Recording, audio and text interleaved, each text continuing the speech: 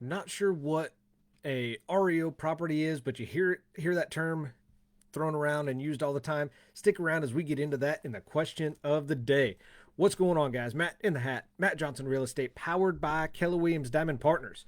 You are tuned in to the Hot List. I come to you on Monday through Friday, each and every week around 12 o'clock Central Standard Time. We hang out and talk real estate. We talk properties new to the market, been on the market, and had some type of price reduction or something unique about the property I want to share with you guys, want everybody to know that makes it stand out. I also answer a question of the day that is submitted by a listener of the podcast. And to find out how you could get your question answered and on the show, stick around to the end.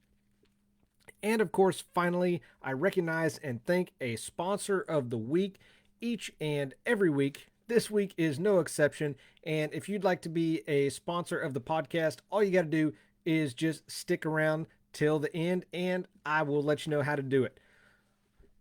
So, as you guys know, I come to you Monday through Friday. We hang out and we do this over your lunch hour and, hopefully educate y'all for a few minutes.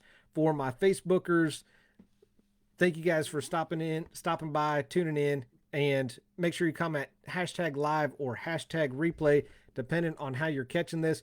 For my YouTubers out there, make sure you smash that thumbs up button. It helps a brother out. And make sure you subscribe to the channel.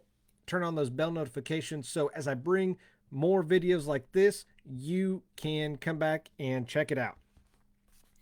The property we're talking about today, the address is 1767 Road 190 right here in Emporia. This is a 3-bed, 3.5-bath house. It does have an attached 2-car garage.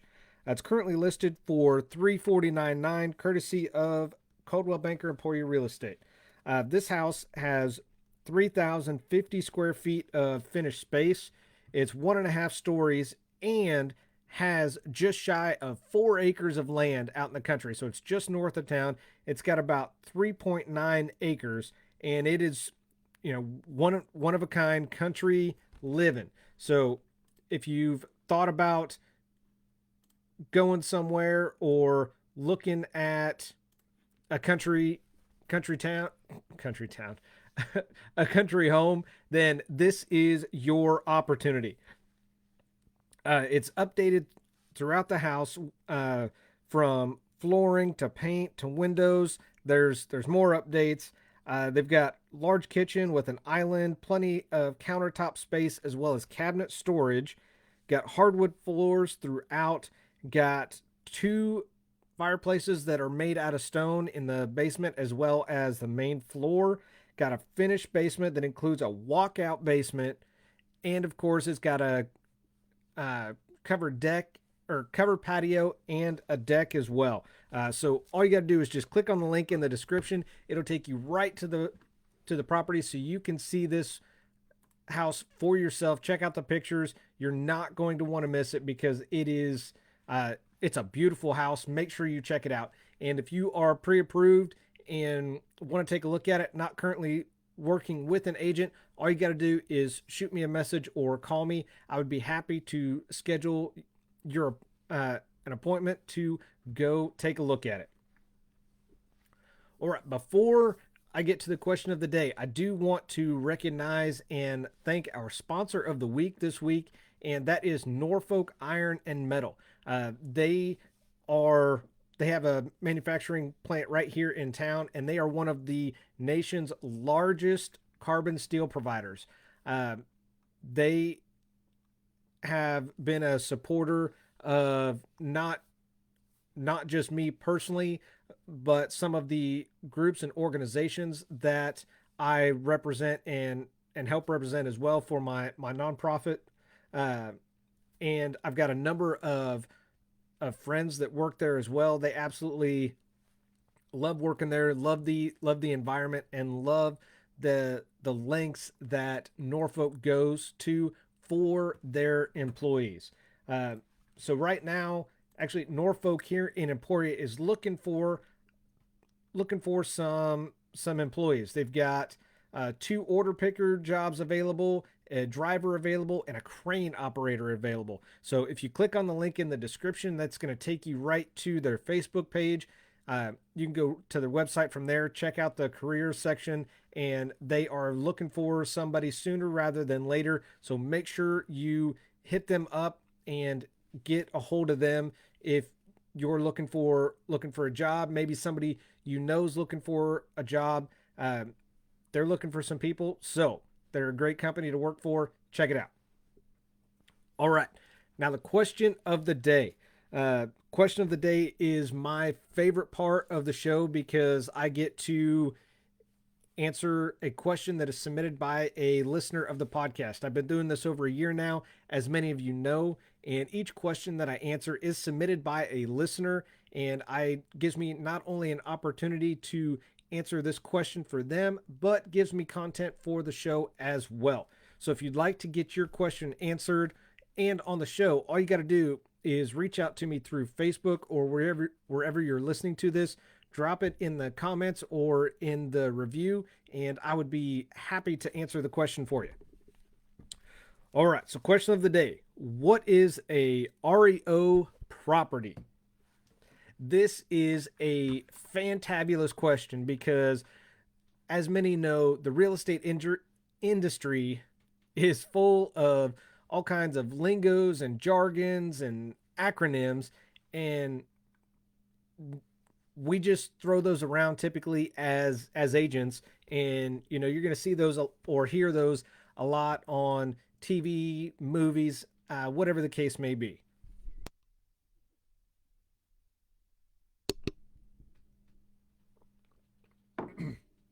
All right, sorry about that. Had to get some tea from my throat. I do a lot of talking with this, so I drink a lot of tea to help ease the vocal cords. As many of you know, when buying a house, it can be exciting as well as terrifying at the same time, especially if it's your first home or you're ready to sell your first home and buy your second home.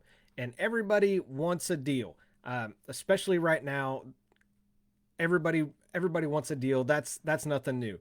And the idea of a killer deal, whatever that looks like to you, seems pretty attractive, and it seems like there's many people that this is their ultimate goal is to get a killer deal or flip a house. And many people see on HGTV or auction shows there are bank owned properties or repossessed properties.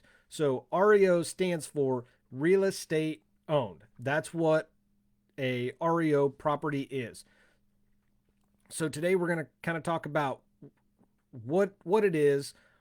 Are there good deals, and do many people buy them? So I'm going to do more than just answer the question of what is the REO. So today we're going to talk about 3 things to know when it comes to REOs. Number 1, can you get a deal on a repossessed property? This is, of course, a tricky question, and it's not really simple to answer. It's not really just cut and dry.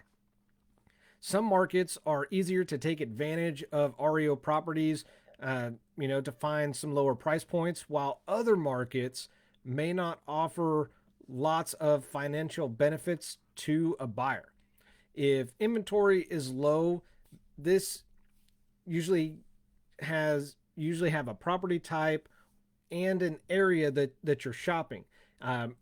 In that area, especially if properties if inventory is low, prices will tend to trend higher and higher, even for REO properties. Now, with that said, on the other hand, there are some areas that are flexible and aren't overly concerned about certain neighborhoods.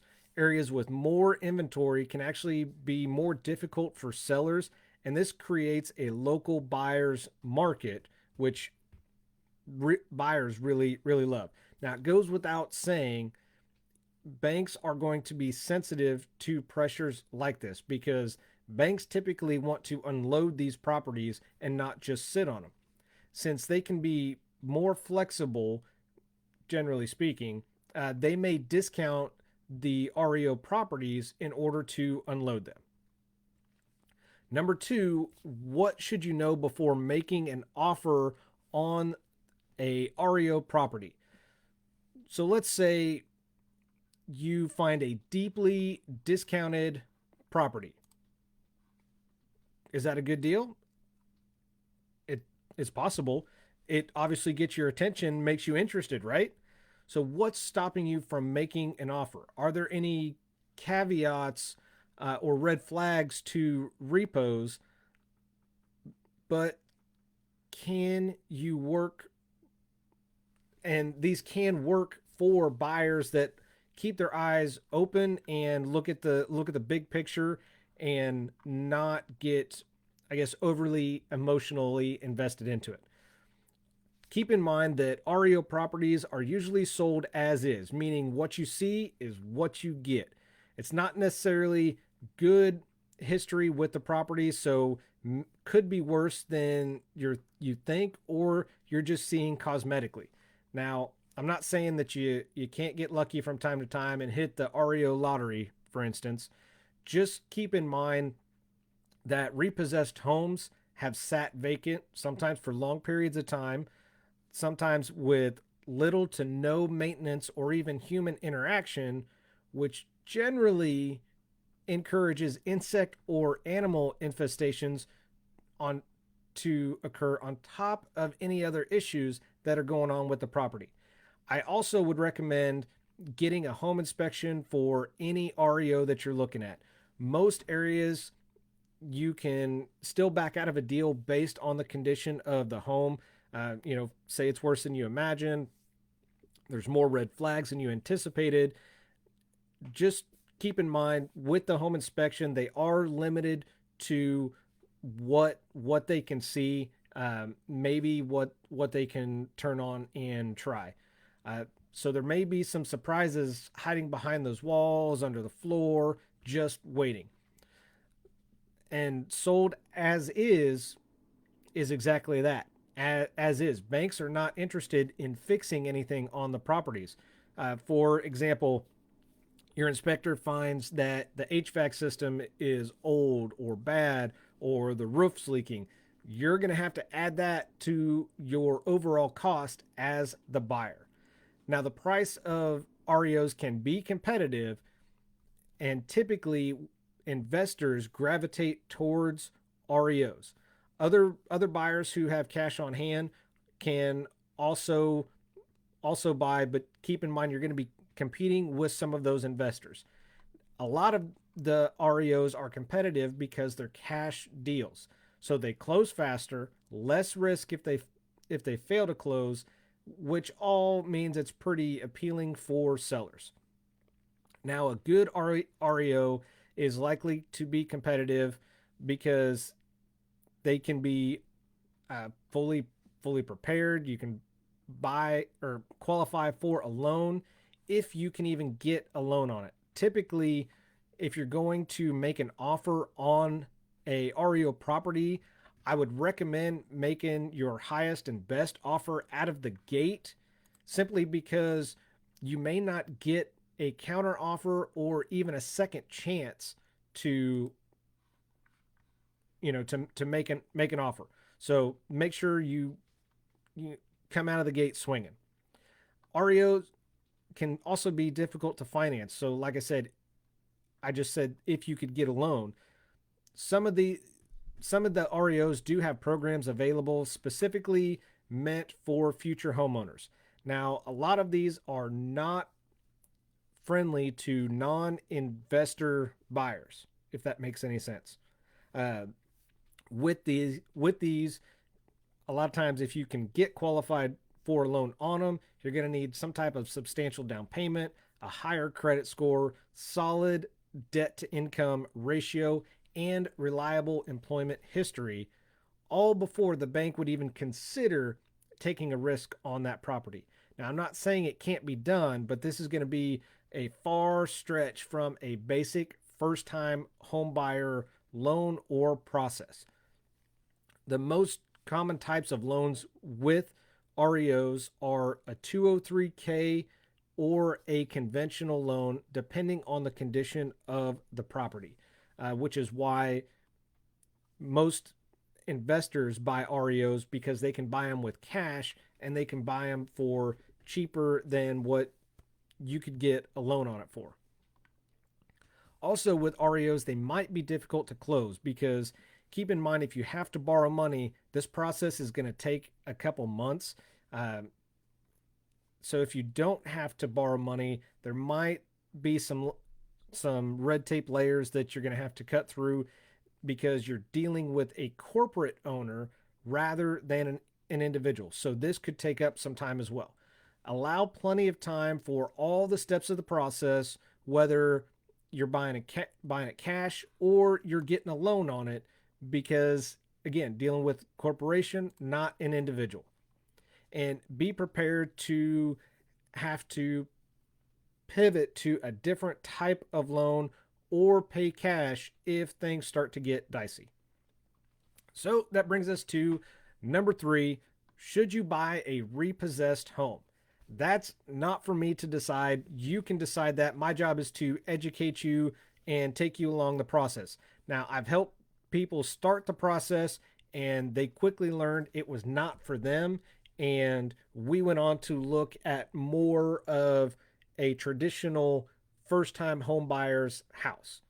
I've also helped investors through the process, and I've learned a lot from them, and they have actually educated me in a lot of things about REOs or repossessed homes. So that was educational and interesting for me as well.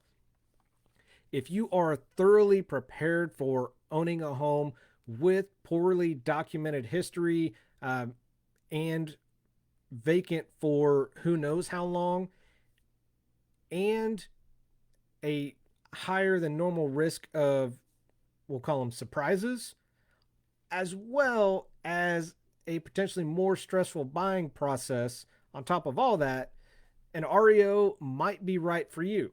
Uh, you know, there are times that REOs work out for people because that's the only way that you could get into the quote unquote right neighborhood for you, or find one in that neighborhood within your budget. I have seen that in a popular neighborhood that it was a REO property, and it was a 260,000 $280,000 house. Because it was REO, it was less than 200. So there are situations like that, and so there are some reasons to pull the trigger and be willing to take a gamble. Again, that is not for me to decide. Only you're going to be able to decide that. Whether you have questions about a conventional home buying process or REO buying process, I would be happy to answer it for you, be that real estate resource that you can rely on. So if you guys have any other questions or any concerns that I did not address, didn't answer on here, all you got to do is just shoot me a message wherever you listen to this. I would be happy to have a conversation with you. So that's going to do it for me. So thanks for watching with Matt in the Hat, Matt Johnson Real Estate, powered by Keller Williams Diamond Partners. I do this because your experience matters and should be trusted with a veteran. Y'all have an awesome Monday, and I'll see you back in here tomorrow. Take care.